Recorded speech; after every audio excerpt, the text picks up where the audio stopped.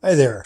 Say, in my last video, I was talking about the book of Daniel and the words of Jesus talking about the abomination that causes desolation. Well, it's spoken of in Daniel 11, and starting at verse 29, it reads, "At the appointed time, he will return and come to the south, but this last time it will not turn out the way it did before. For ships of Kittim will come against him. Therefore he will withdraw in fear and will return and curse the holy covenant." And that's the covenant that God made with the children of Israel back through Moses. And he will take action. So he will come back and pay attention to those who abandon the holy covenant. Forces from him will arise, desecrate the sanctuary fortress, and do away with the regular sacrifice.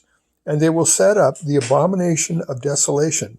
And by smooth words he will turn to godlessness those who act wickedly towards the covenant. But the people who know their God will be strong. And what is interesting in that is that I took the time to read a book.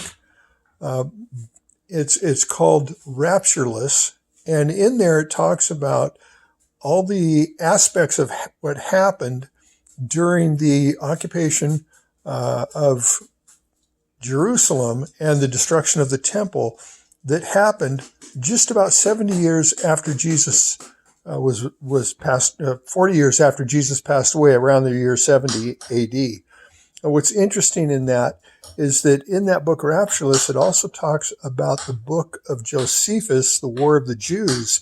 And in there, Josephus explains all of the happenings that occurred and how a man went ahead and set up himself in the temple as God and created that abomination that causes desolation, which desolated the entire area.